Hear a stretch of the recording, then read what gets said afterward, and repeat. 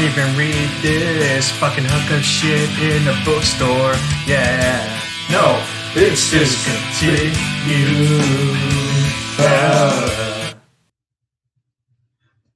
No, yeah, Kevin. I mean, this Josephine 804 lady left me a comment on one of my videos. I have no idea how. She said, find more up to date music, you fat tub. Anyway, I was trying to impress my lady friend, and I found a song more recent than I usually like to go, and it goes a little something like this.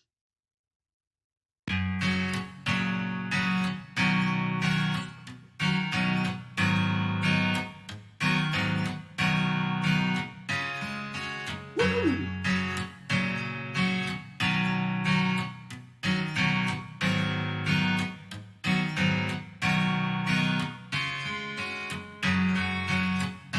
Saying I love you is not the words I want to hear.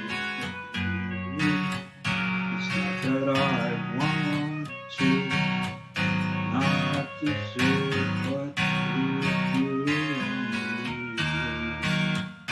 Oh, was I live? Was that goddamn? Hello, everyone. Welcome to the next chapter, chapter 4 of what's causing all this. The greatest or the worst book in existence, depending on how you want to look at it. Me, I'm a person with functioning eyes and a somewhat good command of the English language, but well, it's the worst thing I've ever read. But let's chill with the introductions. Let's just get to it. Let's just get right to it. I'm gonna make this short and sweet video. Let's get to chapter 4, Newer Developments for the Gorgeous Road Show. Throughout the period, I was trying to get some new blood for the show where I could rely on Magic Matt for not a damn thing due to his disposition and jealousy with me in the show. I drove through a spot and saw this lady performing. She was singing and doing acoustic guitar. I approached her and asked her if she liked to appear on my show. She was responsive and appeared on a few of my shows. She was responsive, so she wasn't dead. All right. She was conscious. Her name was Rosalind Blank, better known as Rossi. We had a studio for a short stint called Delmar Communications, and we did a lot of the pre-recorded shows there, along with shows at the park and at the Carolyn Church near the park. Finally, I told the street musician of my dilemma of needing a reliable co-host, and without any hesitation, she mentioned the name Kevin Kravitz. She told me he would jump on it, that he liked to appear on camera.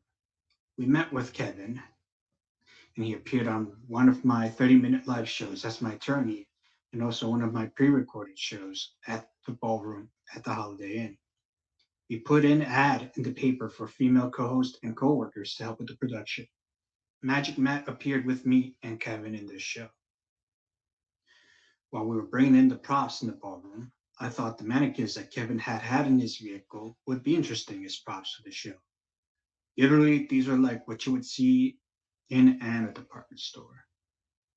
They were store mannequins, partially half version of them, not the full version. While Matt and I helped grab them out his vehicle, Matt dropped one accidentally. Kevin exploded with anger toward Matt about him dropping them. I dropped one too, and Kevin was filled with anger. I told him to calm down. They are fine. That are just props and store mannequins. Just for him to chill. Interesting show, to say the least.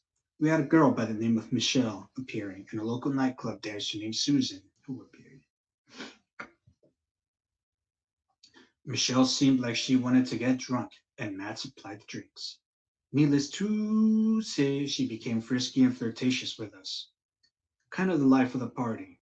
We did a skit where she sat in my lap while I played Old Man Henry, giving her a lesson about what Gorgeous George does for the ladies. Wait a minute. Is that? And all through the house. Mm-hmm. Not a farm animal would stir. Mm-hmm. Not even the farm rat or the puss that was up there. Oh, you like that? Oh, yes. And while stockings were hung in care, so was Agnes with stockings hung in care. That soon, that Gorgeous George. You don't got no teeth, Grandpa. I have no teeth, baby. I can still do this. Grandpa, you scare me. I scared you. I scared you. I know I do. Really. Look, it's just like this. It was true. The light before Christmas.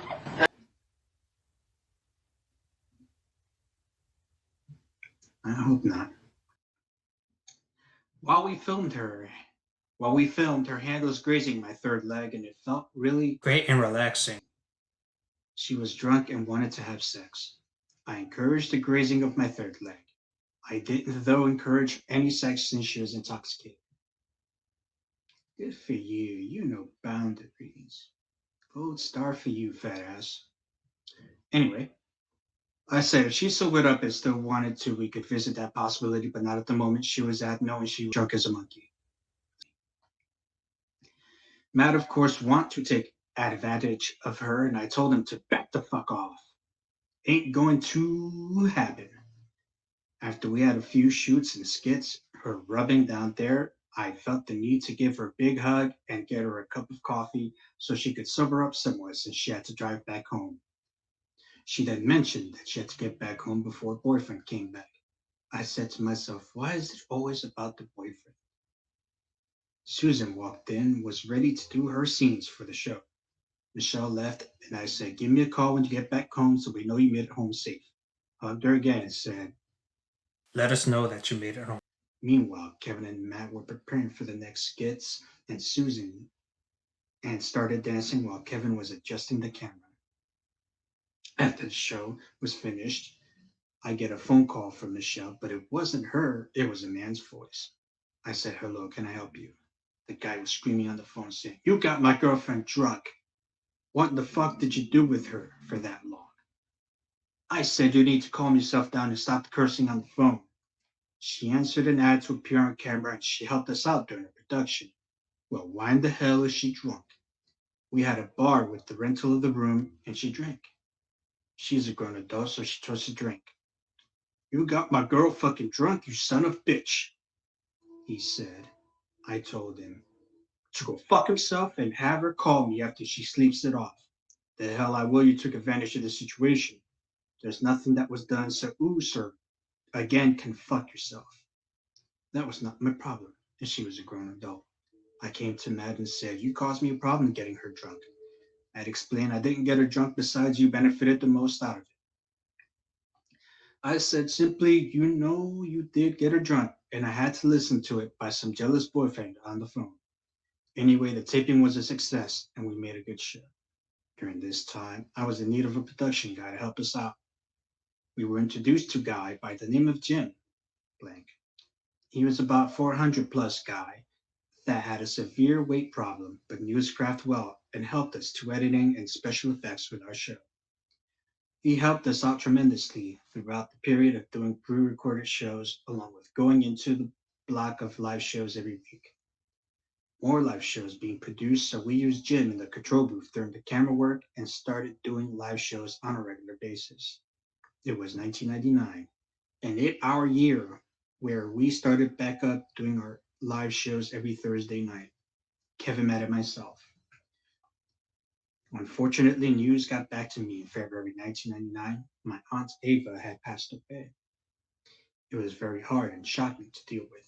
Very emotional, since she was the second mother I never had, along with the first mother you never had. After the news came down, my cousins came up from Tennessee. She was on a ventilator for 2 weeks, and we were hoping, with all hope, that she would snap out of it, but then later decided to pull her off the ventilator. Finally, later on that summer, I needed a vacation and decided to go to Las Vegas for a vacation. So Kevin hosted the show for 2 months, and Magic Matt took a journey to the city of Neon to clear my head from my aunt's passing. My aunt, too, seemed to be there with me in spirit. So I packed my BMW convertible, and me and Matt headed west cross country. Hate reading this shit.